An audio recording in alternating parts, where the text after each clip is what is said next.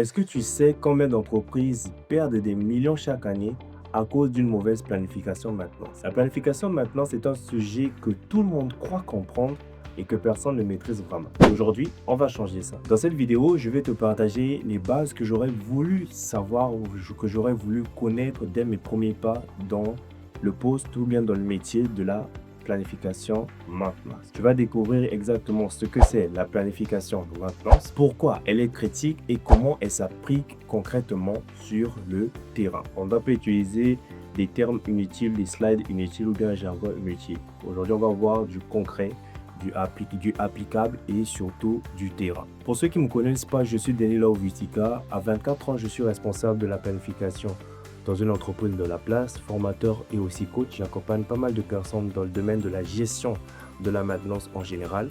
Et j'ai créé cette chaîne pour une seule raison: donner accès aux professionnels, aux jeunes comme moi, des méthodes, des outils que personne ne nous enseigne vraiment. Si c'est ta première fois ici, je t'invite à t'abonner, à activer surtout la cloche de notification.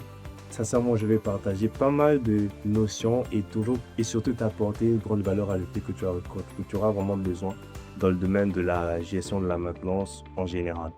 Alors, sans plus tarder, rentrons dans le vif du sujet. C'est parti. Avant de rentrer dans le vif du sujet, j'aimerais te poser une question. Est-ce que tu t'es déjà retrouvé dans cette situation?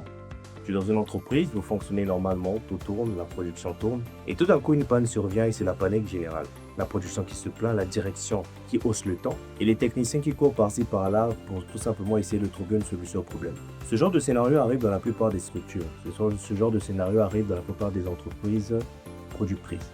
Et ce n'est pas le manque d'expertise ou le manque de compétences, mais c'est tout simplement l'absence d'une planification claire, efficace et surtout suivie. Un service de maintenance sans planification, c'est comme conduire un véhicule les yeux fermés. Tu avances, mais tu ne contrôles rien. La planification permet de passer d'un service de maintenance réactif à un service de maintenance maîtrisé. Le service de maintenance réactif est un service qui court derrière les urgences, qui court derrière les défaillances. Par contre, le service de maintenance maîtrisé est un service qui optimise ses ressources, qui organise ses travaux.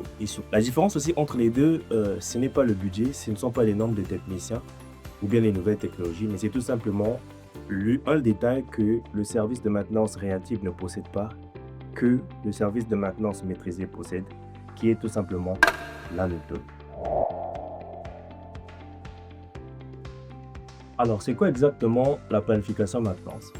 La planification maintenance est un processus qui consiste à organiser et à préparer toutes sortes de travaux de maintenance avant leur exécution, en s'assurant que les ressources matérielles, humaines, financières et logistiques sont disponibles au bon endroit et au bon moment. Ici, j'aimerais mettre l'accent sur le terme avant leur exécution. Donc, c'est-à-dire qu'il s'agit, la planification en gros est un travail de préparation. Le planificateur maintenance ne se rend pas sur le terrain. Le planificateur maintenance ne fait pas partie du processus opérationnel. D'accord? Mais il doit s'assurer que toutes les conditions sont réunies pour que l'intervention puisse se dérouler de manière maîtrisée, de manière sécurisée et surtout de manière efficace. Cependant, il est important de connaître trois notions fondamentales, à savoir la planification, la programmation et l'ordonnancement. La planification, c'est le quoi et le comment. Quelles opérations doivent être réalisées et de quelle manière? La programmation, c'est le qui et le quand. À quelle date doit-on réaliser cette opération de maintenance qui peut être une opération de maintenance préventive comme une opération de maintenance corrective? À quelle date ou bien à quel intervalle ou tout simplement à quelle périodicité doit-on réaliser cette intervention? Et quel technicien affecté à cette intervention qu'on a planifiée? Et pour finir, l'ordonnancement qui est tout simplement l'optimisation de la séquence des interventions afin d'utiliser au mieux les ressources disponibles et de manière efficace. Donc ici, on va jouer par les ressources, on va piloter ce qu'on a programmé, piloter ce qu'on a planifié afin que l'élément qu'on a planifié ou la tâche qu'on a planifiée puisse atteindre l'objectif fixé. Et parfois ici, on va peut-être venir jouer aussi par les ressources, ajouter une ressource, retrancher une ressource pour que, en gros, toute l'opération puisse se dérouler de manière efficace et de manière suivi. Ces trois concepts sont étroitement liés mais très différents. Dans la plupart des entreprises, il n'y a qu'une seule personne qui fait les trois. Et dans d'autres entreprises un peu plus structurées, il y a une personne dédiée pour chaque opération. Une personne dédiée pour la planification, une personne dédiée pour la programmation, une personne dédiée pour l'ordonnancement. Et surtout, pour bien gagner en efficacité et comprendre comment le métier fonctionne, il faudrait connaître la différence qui existe entre les trois termes que nous venons de voir. La planification maintenance implique plusieurs acteurs. Il faudrait les connaître pour comprendre comment le système fonctionne. Et parmi ces acteurs, nous pouvons citer en premier le planificateur maintenance ou l'agent de méthode, ensuite le technicien maintenance, ensuite le superviseur maintenance ou le chef d'équipe, le responsable de maintenance ou le manager, et pour finir, le client en interne qui peut être la production ou tout simplement l'exploitation. Le planificateur maintenance ou l'agent de méthode. C'est le cerveau de l'opération. Il reçoit les demandes de travaux, les analyse, prépare les plans de travail, estime les ressources nécessaires et émet un planning qui doit être suivi pour l'atteinte des objectifs. Le technicien maintenance. Le technicien maintenance fait partie du processus opérationnel, c'est-à-dire qu'il est directement sur l'opération, directement sur le terrain, directement sur la machine. Il reçoit les plans de travail émis par le planificateur et s'assure et exécute les opérations, exécute la tâche. Et par la suite, à la fin de son opération, il doit émettre un rapport d'intervention qui devient une donnée cruciale et très importante pour l'amélioration continue et surtout pour la planification future. Le superviseur maintenance ou le chef d'équipe. C'est ce dernier qui coordonne les équipes sur le terrain et qui s'assure que ce qu'on a planifié se déroule comme prévu. Et s'il y a des écarts, ce dernier doit le remonter vers le planificateur et le planificateur va optimiser, va voir, va analyser ou bien va améliorer les différentes planifications qui viendront. En gros, le chef d'équipe doit suivre son équipe, suivre les techniciens et faire le tout possible que ce qu'on a planifié puisse atteindre l'objectif donné, puisse arriver à bon port en général. Le responsable maintenance ou bien le manager. C'est celui qui valide les priorités, qui arbitre aussi les ressources et qui surtout qui s'assure que la planification suit les objectifs de la direction et les objectifs de l'entreprise en général.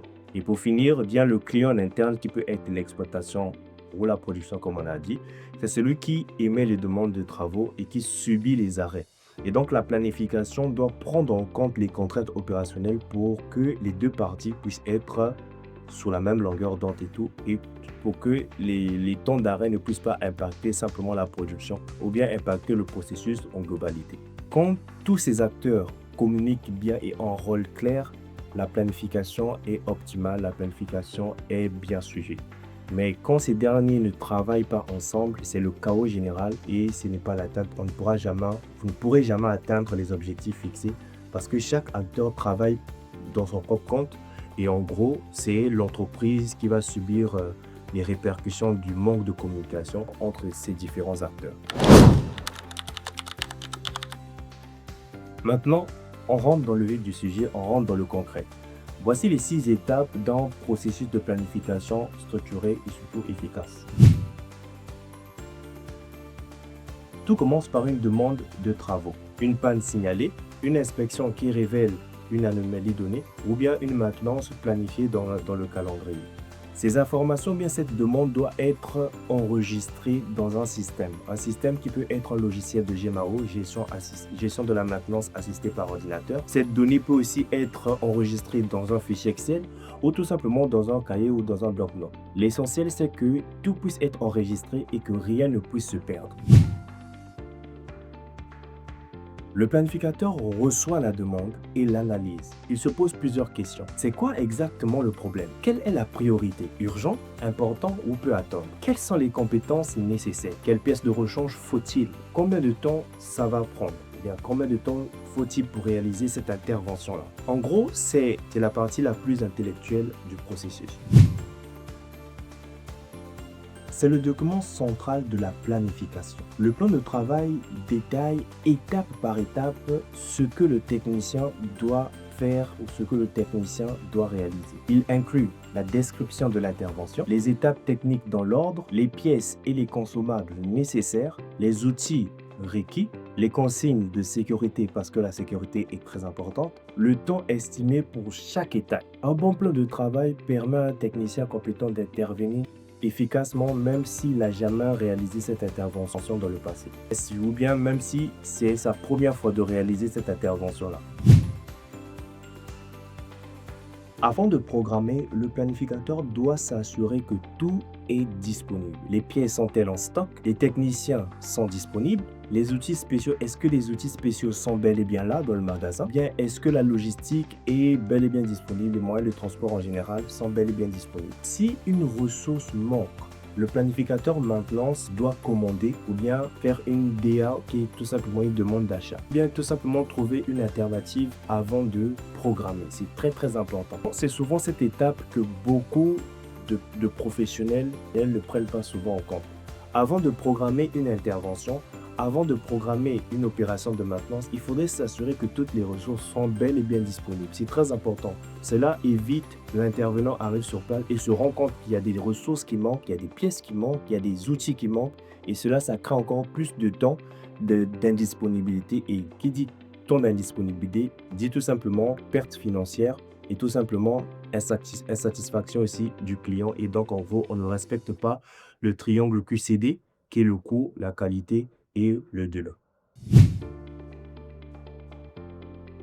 Maintenant que tout est prêt, tu programmes l'intervention. Tu lui attribues une date, à l'intervalle, une périodicité, un créneau horaire et tu lui affectes un technicien spécialisé dans le domaine qui va avec. Et surtout, tu dois tenir compte des contraintes de production, des disponibilités des équipements et surtout des priorités. En gros, le résultat, c'est ton planning qui peut être hebdomadaire, qui peut être mensuel, qui peut être semestriel, qui peut être journalier. Sur le papier, l'intervention est terminée, mais ce n'est pas fini. Le planificateur ne s'arrête pas là. Quand le technicien finit son opération, il remplit sa checklist et émet son rapport d'intervention. Dès lors que le rapport d'intervention est émis par le technicien, le planificateur doit fermer le banc de travail. Tu enregistres le temps réel de l'intervention, les pièces consommées et les observations du technicien. Tu les enregistres dans la base de données. Ces données vont te permettre d'améliorer, d'être dans un système d'amélioration continue et surtout d'optimiser la planification future. Ou bien au cas où si la même intervention doit être planifiée, tu as déjà l'historique de cette intervention-là. Et donc, tu peux optimiser. Si par exemple, la première intervention, tu as eu à faire 2 jours ou bien une journée entière pour réparer, pour dépanner. Grâce à ces données que tu as déjà récoltées, tu peux maintenant optimiser le temps. Si la première, tu as fait 2 heures ou bien une journée de réparation, la prochaine planification, tu vas faire le tout d'optimiser pour que tu puisses réaliser cette intervention en 5 heures, en 1 heure, voire en 2 heures et surtout gagner en temps. C'est à ça que sert le fichier historique, c'est à ça que sert les bases de données que nous récoltons, que nous gardons dans notre système. C'est pour optimiser les différentes opérations qui viendront et pour optimiser en gros la planification future. Un bon planificateur utilise des outils. Et voici les principaux. En premier, on peut citer la GMAO, un logiciel de GMAO, gestion de la maintenance assistée par ordinateur. Le logiciel dédié à la maintenance. Il centralise les demandes de travaux, les équipements, les historiques d'intervention, les stocks de pièces et génère automatiquement les ordres de travaux préventifs. Des exemples connus sont SAP, Maximo, CoSwing. Si ton entreprise a une GMAO, c'est très important que tu saches comment cette dernière fonctionne et que tu la maîtrises parce que c'est une compétence très recherchée et très importante. En deuxième position vient le fichier Excel. Dans certaines entreprises, il n'y a pas de GMAO. Il y a certaines entreprises qui ne veulent pas investir dans une GMAO parce que cette dernière coûte extrêmement cher. Surtout en Afrique, tu peux tomber dans une boîte, il n'y a pas de GMAO. Et donc, dans ce genre de scénario, le fichier Excel devient l'outil principal du planificateur maintenance. Un bon fichier Excel bien structuré avec un backlog, un diagramme Gantt, un tableau de bord simple peut faire le travail d'une GMAO basique ou standard. En troisième position vient le diagramme Gantt. C'est la représentation visuelle du planning dans le temps. Chaque intervention est représentée par une barre horizontale dans un calendrier. D'un coup d'œil, on sait exactement qui fait quoi et quand. C'est surtout aussi l'outil de communication optimale, si je peux dire ça comme ça, entre le planificateur et son équipe. Et pour finir, vient le tableau de bord KPI. Pour piloter la maintenance ou bien pour piloter la planification, tu as besoin des indicateurs de performance. Les principaux, c'est le taux du respect de planning ou bien le taux de planification en général. Il y a plusieurs indicateurs de planification et connaître comment les mettre en place, connaître comment les piloter est très important pour que tu puisses contrôler ou bien savoir mesurer ce que tu as planifié et surtout l'efficacité de ton planning annuel, semestriel, mensuel ou journalier en général. Avant de terminer, voici les 4 erreurs que je vois le plus souvent sur le terrain. En premier, planifier sans préparer. Tu mets une intervention dans ton planning. Tu affectes une ressource, mais tu ne vérifies même pas que les ressources matérielles, c'est-à-dire les pièces de rechange, sont disponibles. Résultat, le technicien arrive sur le terrain et ne peut pas intervenir parce qu'il n'y a pas de pièces, parce qu'il n'y a pas de pièces de rechange nécessaires. En gros, tu as tout simplement ton indisponibilité qui est là. Et si par exemple tu es chez un client, tu as la satisfaction du client aussi qui est là. Toujours vérifier les ressources matérielles, pièces de rechange avant de planifier. C'est très important. Vérifie tes pièces de rechange avant de programmer, avant de planifier ton intervention. C'est très important. Je répète encore. Négligez le retour d'expérience. L'intervention est terminée, directement on passe à autre chose. Tu ne fermes pas correctement ton banc de travail et tu n'enregistres même pas aussi les données. C'est une perte énorme d'informations, une perte énorme de données. Je l'ai dit en amont de la vidéo que c'est très important d'avoir le retour d'expérience, de le mettre dans le système, de le garder dans le système pour la planification future ou bien pour l'optimisation de la planification future. L'intervention que tu as planifiée ou bien qui s'est terminée doit être analysée pour pouvoir être optimisée au cas où si cette dernière réapparaît. Et si par la première intervention tu as fait 2 jours, je l'ai expliqué en amont, la prochaine intervention, si cette intervention réapparaît, tu dois faire moins de jours qu'au départ. Tu dois pas encore faire 2 jours sur la même intervention que tu avais déjà planifiée en amont. C'est pour ça que le retour d'expérience que le technicien émet est très important. Quand tu l'analyses, tu sais là où vous avez eu à avoir des micro-pertes de temps. Et tu sais comment optimiser prochainement pour que le travail puisse se faire en moins de temps et la moyenne de temps technique de réparation puisse être minimisée pour que puisse résoudre le problème dans les temps et gagner même plus son temps encore en général. Et c'est très important de garder tes données, très important de garder le retour d'expérience de chaque intervention qui se termine, que tu as planifié et qui se termine. Mais troisième erreur, planifier à 100% tes capacités. Si tu planifies 100% du temps disponible de tes techniciens, la moindre urgence explose ton planning. Toujours garder une marge de 20% à 30% pour les imprévus.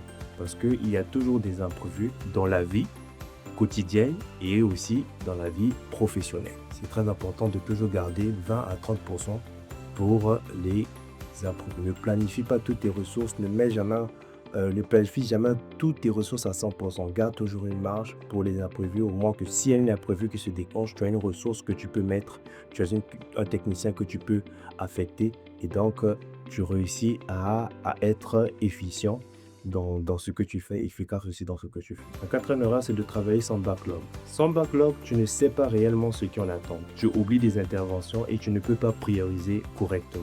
Le backlog, c'est la mémoire du planificateur maintenance. C'est très important de savoir comment le mettre en place. Voilà, tu as maintenant les bases solides de la planification maintenance. En résumé, la planification maintenance est un processus en 6 étapes qui permet de passer d'un service de maintenance réactive à maîtriser. Cette dernière demande de la méthode, des outils et des acteurs qui communiquent bien entre eux. Si tu veux aller plus loin, j'ai préparé pour toi un e-book complet sur la planification maintenant. Tout ce qu'on a dit aujourd'hui est approfondi avec des templates Excel prêts à l'emploi, des exemples concrets et des outils performants que tu peux utiliser dès demain dans ton entreprise ou bien dans ta structure professionnelle. Le lien se trouve en description et dans les commentaires. Tu peux y faire un tour et cliquer et prendre ton e-book gratuitement. Si cette vidéo t'a apporté de la valeur ajoutée, je t'invite à me laisser un pouce bleu, à me dire ce que tu en penses et à me poser tes questions en commentaire, à activer la cloche de notification et surtout à partager à un collègue qui en a besoin, qui veut se former dans le domaine de la planification maintenant. Nous sommes à la fin, on se dit à une prochaine vidéo et surtout, prenez soin de vous.